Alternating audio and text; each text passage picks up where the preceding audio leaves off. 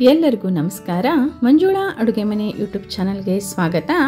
ಈ ದಿವಸ ನಾವು ಗಣಪತಿಗೆ ಇಷ್ಟವಾದಂತಹ ಮೋದಕ ಮಾಡುವುದು ಹೇಗೆಂದು ನೋಡೋಣ. ನೋಡಿ ಎಷ್ಟು ಚೆನ್ನಾಗಿ ಬಂದಿದೆಯೋ ಅಷ್ಟೇ ತಿನ್ನಲು ರುಚಿಯಾಗಿರುವಂತಹ ಒಂದು ಹೂರಣದ ತಯಾರಿ ಕೂಡ ಹೇಗೆ ಮಾಡುವುದೆಂದು ನೋಡೋಣ.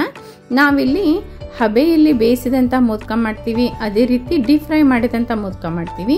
ನಾನಿಲ್ಲಿ ಡೀಪ್ ಫ್ರೈ ಮಾಡಿದಂಥ ಮೋದಕವನ್ನು ಮಾಡಿದ್ದೀನಿ, ನೋಡ್ತಾ ಇದ್ದೀರಾ. ನಾನಿಲ್ಲಿ ಒಂದು ಕಡಾಯಿಗೆ ಸ್ವಲ್ಪ ತುಪ್ಪ ಹಾಕಿ ಎಲ್ಲ ಡ್ರೈ ಫ್ರೂಟ್ಸನ್ನು ಹಾಕ್ಕೊಳ್ತಾ ಇದ್ದೀನಿ, ನೋಡ್ತಾ ಇದ್ದೀರಾ. ಬಾದಾಮಿ, ಗೋಡಂಬಿ, ಪಿಸ್ತಾ ಹಾಕ್ಕೊಳ್ತಾ ಇದ್ದೀನಿ, ಗಸಗಸೆ ಹಾಗೆ ಏಲಕ್ಕಿನ ಒಂದು 4 ಸ್ವಲ್ಪ ಜಜ್ಜಿಕೊಂಡು ಹಾಕ್ಕೊಳ್ತಾ ಇದ್ದೀನಿ. ಎಲ್ಲವನ್ನು ಸ್ವಲ್ಪ ಸಣ್ಣ ಉರಿಯಲ್ಲಿ ನಾನು ಹುರ್ಕೊಳ್ತಾ ಇದ್ದೀನಿ. ಇವಾಗ ಲಾಸ್ಟಲ್ಲಿ ಯಾವಾಗ ಆಫ್ ಮಾಡ್ತೀವಲ್ಲ ಆ ಟೈಮಲ್ಲಿ ಒಣ ದ್ರಾಕ್ಷಿಯನ್ನು ಕೂಡ ನಾನು ಒಂದು 5-6 ಮಾತ್ರ ಹಾಕ್ಕೊಂಡಿದ್ದೀನಿ. ಅದೇ ಒಂದು ಕಡಾಯಿಗೆ ಏನು ಮಾಡ್ತಾ ಇದ್ದೀನಿ ಅಂದರೆ ಬೆಲ್ಲವನ್ನು ಹಾಕ್ಕೊಳ್ತಾ ಇದ್ದೀನಿ. ನಾನಿಲ್ಲಿ 2 ತೆಂಗಿನಕಾಯಿಯಷ್ಟನ್ನು ಉಪಯೋಗ ಮಾಡಿದ್ದೀನಿ. ನಮ್ಮ ಕಡೆ ಸ್ವಲ್ಪ ತೆಂಗಿನಕಾಯಿ ಬಹಳ ದಪ್ಪ ಬರೋದಿಲ್ಲ, 2 ತೆಂಗಿನಕಾಯಿ ಅಂತ ಹೇಳ್ತಿದ್ರು, ಕಾಯಿ ತುರಿ ಸ್ವಲ್ಪ ಕಡಿಮೆನೇ ಬರೋದು. ಹಾಗಾಗಿ ನಾನಿಲ್ಲಿ ಒಂದು 1/4 kgಕ್ಕಿಂತ ಕಡಿಮೆನೇ ಬೆಲ್ಲವನ್ನು ನಾನಿಲ್ಲಿ ಕರಗಿಸ್ಕೊಳ್ತಾ ಇದ್ದೀನಿ, ನೋಡ್ತಾ ಇದ್ದೀರಿ.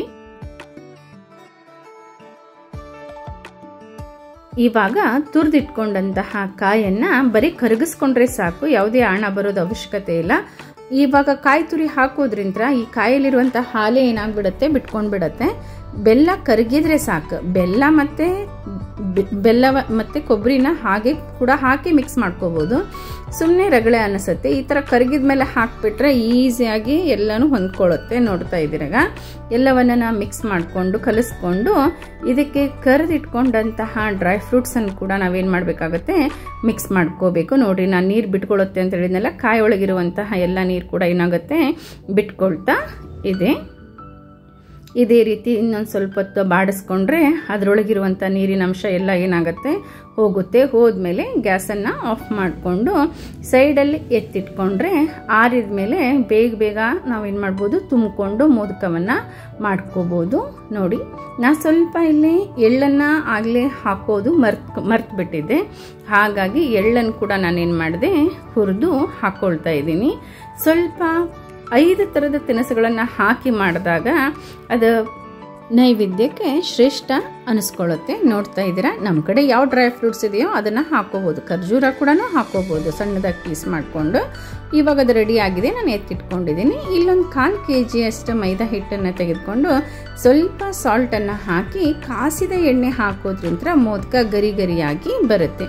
ನಾವು ಯಾವುದೇ ರೀತಿ ಕರ್ಚಿಕಾಯಿ ಮಾಡಲಿ, ಕಡಬ್ ಮಾಡಲಿ, ಸ್ವಲ್ಪ ಕಾಸಿದ ಎಣ್ಣೆಯನ್ನು ಹಾಕಿಬಿಟ್ಟೆ ನಾವು ಕಲಸೋದು ಹಿಟ್ಟನ್ನು. ಅವಾಗ ಅದು ಗರಿ ಆಗಿರುತ್ತೆ, ಒಂಥರ ನಾರ್ಗತ್ಲೆ ಬರೋದಿಲ್ಲ ತಿನ್ನೋಬೇಕಾದ್ರೆ, ನೋಡ್ತಾ ಇದ್ದೀರಾ. ಇವಾಗ ನೀರು ಎಷ್ಟು ಹಿಡಿಯುತ್ತೋ ಪುರಿ ಹಿಟ್ಟಿನ ಅದಕ್ಕೆ ಈ ಒಂದು ಹಿಟ್ಟನ್ನು ಕಲಿಸ್ಕೊಂಡ್ರೆ ಸಾಕು. ನೋಡಿ, ಈ ರೀತಿಯಾಗಿ ಕಲಿಸ್ಕೊಂಡ್ರೆ ಸಾಕು. ನಾನಿಲ್ಲಿ ಸಣ್ಣ ಹಿಟ್ಟಿನ ಉಂಡೆಗಳನ್ನು ಮಾಡ್ಕೊಳ್ತಾ ಇದ್ದೀನಿ. ನಾನು ಯಾವಾಗಲೂ ಗಣಪತಿಗೆ ಮಾಡಿದರೆ 21ನೇ ಮಾಡೋದು ಮೋದಕನ. ಅದು ಹಬೆಯೊಳಗಾರು ಬೇಯಿಸ್ಕೊಳ್ಳಿ ಅಥವಾ ಈ ಥರ ಕರೆದಾದರೂ ಮಾಡ್ಕೊಳ್ಳಿ.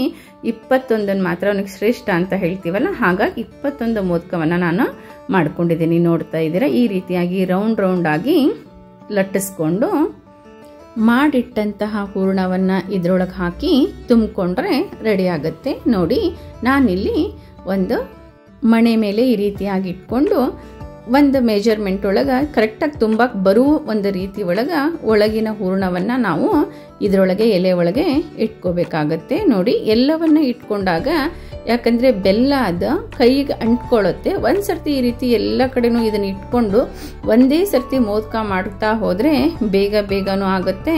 ಕೈಗೆ ಅದು ಬೆಲ್ಲದ ಅಂಟು ಕೂಡ ಏನಾಗಂಗಿಲ್ಲ, ಹತ್ಕೊಳ್ಳೋಂಗಿಲ್ಲ. ನೋಡಿ, ಈಸಿಯಾಗಿ ಮಾಡ್ಬೋದು. ಮೋದಕ ಮಾಡೋದು ಏನೋದು ಮಹಾವಿದ್ಯೆ ಏನಲ್ಲ.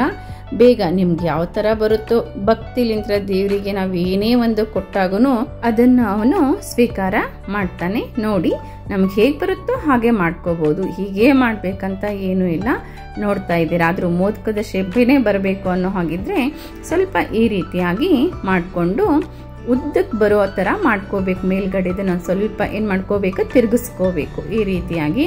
ಈಗಂತೂ ಎಲ್ಲ ಅಚ್ಚುಗಳು ಬಂದ್ಬಿಟ್ಟಿದಾವ. ಅದರೊಳಗೆ ಈ ಒಂದು ಎಲೆನ ಹಾಕಿ ಹೂರಣವನ್ನು ತುಂಬಿಬಿಟ್ರೆ ಫುಲ್ ಏನಾಗುತ್ತೆ ಮೋದಕದ ಶೇಪ್ ಒಳಗನೆ ಬರ್ತಾವು. ನೋಡ್ತಾ ಇದ್ದೀರಾ ನಾನೀಗ ಯಾವ ರೀತಿ ಮಾಡ್ಕೊಳ್ತಾ ಇದ್ದೀನಿ ಅಂತ ಹೇಳ್ಕೊಂಡು ಈ ಥರ ತಿರುಗಿಸ್ಕೋಬೇಕು.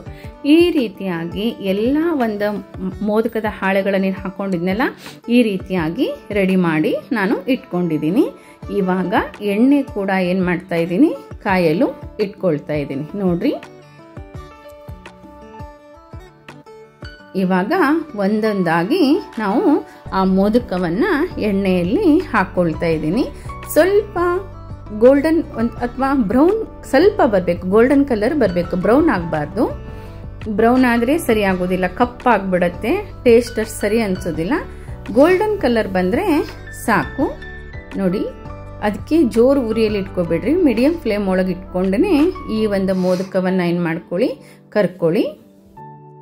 ಹಿಂದಿನ ವಿಡಿಯೋನಲ್ಲಿ ರುದ್ರಾಭಿಷೇಕದಲ್ಲಿ ಒಡಿಸಿದಂತಹ ಕಾಯಿಗಳಂತ್ರ ಕಾಯಿ ಕಡುಬನ್ನು ನಾನು ನನ್ನ ವಿಡಿಯೋನಲ್ಲಿ ಹಾಕಿದ್ದೇನೆ. ಟೈಮ್ ಇದ್ದರೆ ನಿಮಗೆ ಒಂದ್ಸರ್ತಿ ಚೆಕ್ ಮಾಡ್ಕೊಳ್ಳಿ. ಇದೇ ರೀತಿ ಎಲ್ಲ ಪ್ರೊಸೀಜರ್ ಇತ್ತು, ಬಟ್ ಕಡುಬನ್ನು ಮಾಡಿ ನಾನೇನು ಮಾಡಿದ್ದೆ, ಕರ್ಕೊಂಡಿದ್ದೆ. ಇವಾಗ ಇದನ್ನು ನಾನಿಲ್ಲಿ ಮೋದಕ ಮಾಡ್ಕೊಳ್ತಾ ಇದ್ದೀನಿ.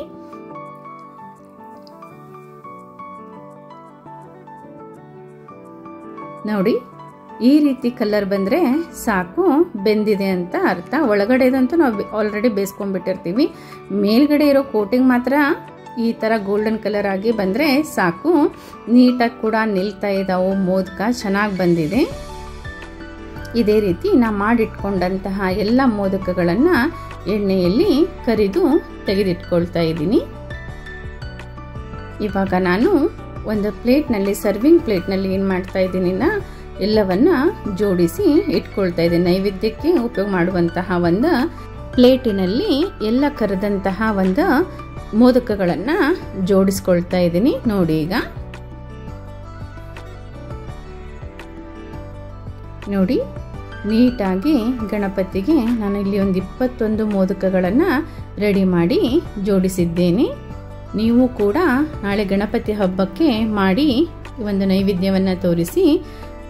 ಈ ವಿಡಿಯೋ ನಿಮಗೆ ಇಷ್ಟವಾದಲ್ಲಿ ಲೈಕ್, ಶೇರ್, ಸಬ್ಸ್ಕ್ರೈಬ್ ಮಾಡುವುದರ ಜೊತೆಗೆ ಹೇಗಿದೆ ಎಂದು ಕಮೆಂಟ್ ಬಾಕ್ಸ್ನಲ್ಲಿ ತಿಳಿಸಿ. ಮತ್ತೆ ಮುಂದಿನ ವಿಡಿಯೋನಲ್ಲಿ ಸಿಗೋಣ. ನಮಸ್ಕಾರ.